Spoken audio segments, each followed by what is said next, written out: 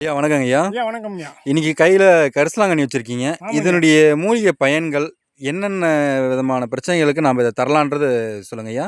ஐயா இன்னைக்கு எத்தனையோ மக்களுக்கு இன்னைக்கு கல்லீரல் பிரச்சனை நிறையா மக்களுக்கு இருக்குங்கய்யா. இந்த கல்லீரல் வீங்கியே கெட்டு போச்சுனாவே கல்லீரலை சரி பண்ணுறது இந்த கரிசலாங்கண்ணி மூலிகைங்கய்யா. இது வள்ளல் பெருமான் கூட இதை பற்றி நிறையா நூல் பதிவுகள் இட்டிருக்காரு. இந்த மூலிகை நல்லா வலுவலுன்னு அரைச்சி கொஞ்சம் சாறு எடுத்து அந்த சாறில் கொஞ்சோண்டு மஞ்சள் கலந்துடணும், தேன் கொஞ்சம் கலந்து இதை உள்ளே சாப்பிட்டு வரும்போது கல்லீரல் பிரச்சனை சரியாக வருங்கய்யா. இதே இது நிறையா உங்களுக்கு 1 கிலோ இதனுடைய இலை கிடச்சிச்சினால் அந்த 1 கிலோ இலையை நல்லா அரைச்சி அந்த இதை நெய்யில் விட்டு நல்லா கிளறணுங்கய்யா.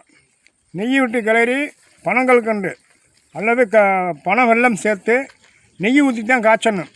அப்படி கிட்ட ஒரு 3 மணி நேரம் கிண்டினீங்கன்னா இது ஒரு பதங்க மாதிரி வருங்கய்யா.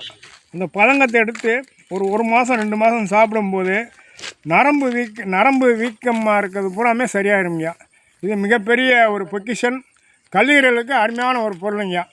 உலக மக்கள் எல்லாரும் எடுத்து பயனடைய வேண்டும் என்று அடியனுடைய தாழ்மையான வேண்டுகோளுங்கய்யா.